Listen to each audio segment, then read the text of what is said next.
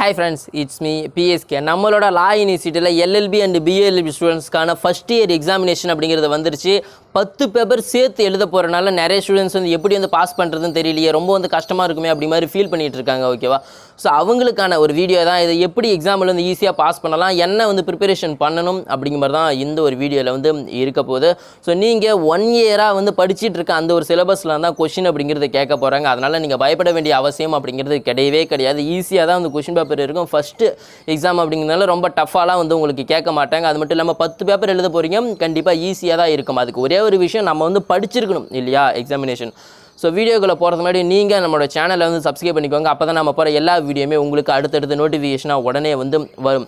So இப்போ டேரெக்டாக வீடியோக்குள்ளே வரலாம். வீடியோக்குள்ளே வரும்போது நான் சொன்ன மாதிரி ஃபஸ்ட்லேயே வந்து நம்ம படிச்சிருந்தோம் அப்படின்னா எக்ஸாம் அப்படிங்கிறது ஈஸி. நிறைய ஸ்டூடெண்ட்ஸ் பார்த்தீங்கன்னா ஃபஸ்ட் நாள்லேருந்தே வந்து எக்ஸாமுக்கு முன்னாடி நாள் வந்து படிச்சுக்கிட்டே இருப்பாங்களான்னு கேட்டிங்கன்னா கிடையாது. என்ன முதற்கொண்டு எல்லாமே வந்து நம்மளோட சிலபஸை திரும்ப படிச்சுக்கிட்டு ஸ்கூலில் இருக்க மாதிரி ஒரு ரிவிஷன் பண்ணிக்கிட்டு அந்த மாதிரி வந்து டெஸ்ட் எழுதி பார்த்துட்டு அந்த மாதிரி இருப்போம்னு கேட்டிங்கன்னா கிடையாது. ஏன்னா காலேஜ் வந்த பிறகு வேறு மாதிரி ஒரு சிஸ்டத்தை வந்து ஃபாலோ பண்ணுவோம். அதுக்கேற்ற மாதிரி தான் நம்ம எல்லாமே வந்து பண்ணுவோம். அப்படி பார்க்கும்போது நாம் எக்ஸாமில் வந்து எப்படிலாம் வந்து பண்ணலாம், ஏன்னா இது வரைக்கும் நான் வந்து எதுவுமே படிக்கலை, இதற்கு பிறகு நான் படித்து பாஸ் பண்ணணுன்னா நான் வந்து என்ன பண்ணணும் அப்படிங்கிறதான் இந்த ஒரு வீடியோவில். ஏன்னா படிக்கிற ஸ்டூடெண்ட்ஸ் ஆல்ரெடி படிச்சிருப்பாங்க, எக்ஸாமுக்கு வந்து தயாராக இருப்பாங்க. அதனால் எந்த விதமான ப்ராப்ளம் அப்படிங்கிறது கிடையாது. ஓகேவா?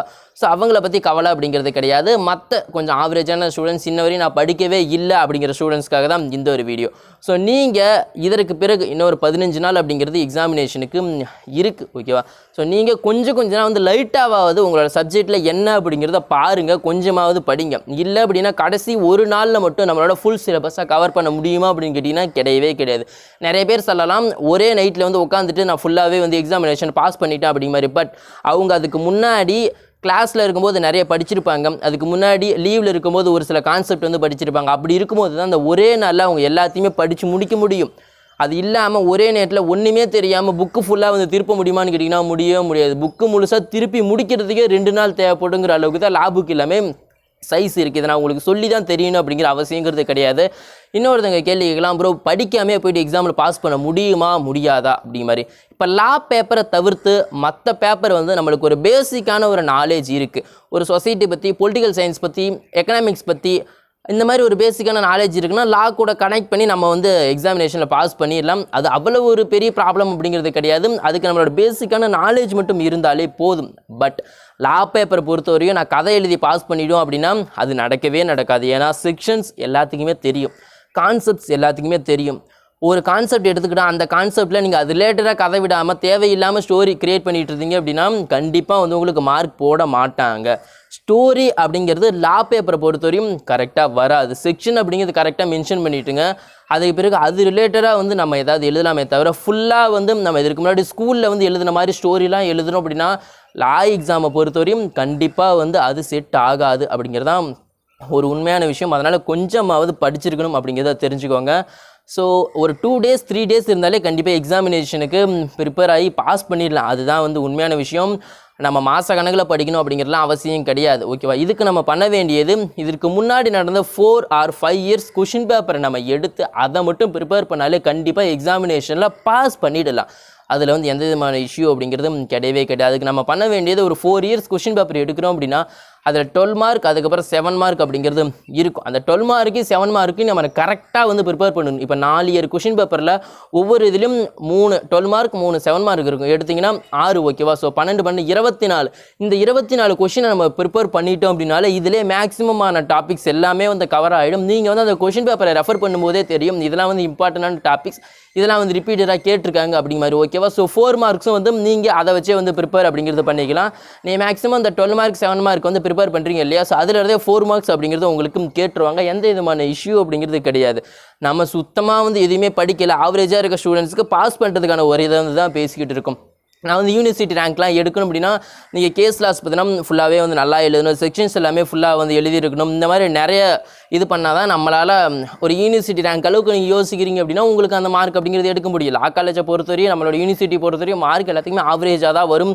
எல்லாத்துக்கும் ஒரு 70க்கு வந்து 65 மார்க்லாம் போட மாட்டாங்க, 100க்கு வந்து 95 மார்க்லாம் வந்து யாருக்குமே வராது. ஓகேவா?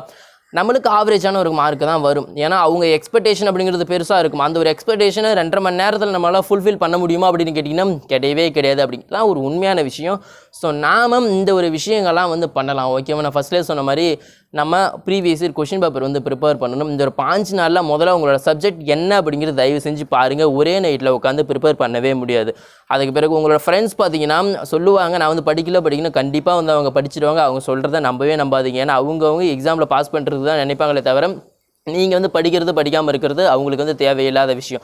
நான் கிளாஸில் வந்து கவனிக்கவே இல்லை, எனக்கு கான்செப்டே தெரியாது அப்படின்னா யூடியூப்ல வந்து நிறைய லெக்சர் இருக்குது. அந்த லெக்சர்லாம் போய்ட்டு கவனித்து அதை வந்து நோட்ஸ் எடுத்து வச்சுக்கோங்க. கண்டிப்பாக அது ரொம்பவே வந்து ஹெல்ப்ஃபுல்லாக இருக்கும்.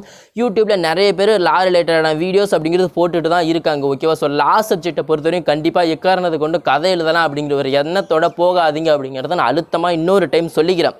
ஸோ இப்போ நான் சொன்னது எல்லாமே ஃபாலோ பண்ணிங்க அப்படின்னா உங்களுக்கு கொஞ்சம் ஹெல்ப்ஃபுல்லாக இருக்கும். மேபி உங்களுக்கு ஏதாவது தோணுது அப்படின்னா கீழே வந்து கமெண்ட்டில் சொல்லுங்கள்.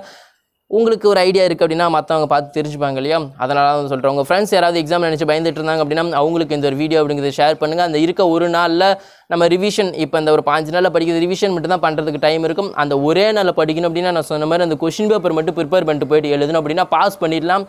ரொம்ப கஷ்டமான ஒரு விஷயம்லாம் கிடையாது. யாரும் பயப்பட வேணாம் அப்படிங்கிறத மட்டும் திரும்ப சொல்லிக்கிறேன். ஃபஸ்ட் எக்ஸாம் ஈஸியாக தான் இருக்கும். நம்ம ஈஸியாக படித்து முடிச்சுட்டு போய்ட்டு எழுதிடலாம். ஓகேவா?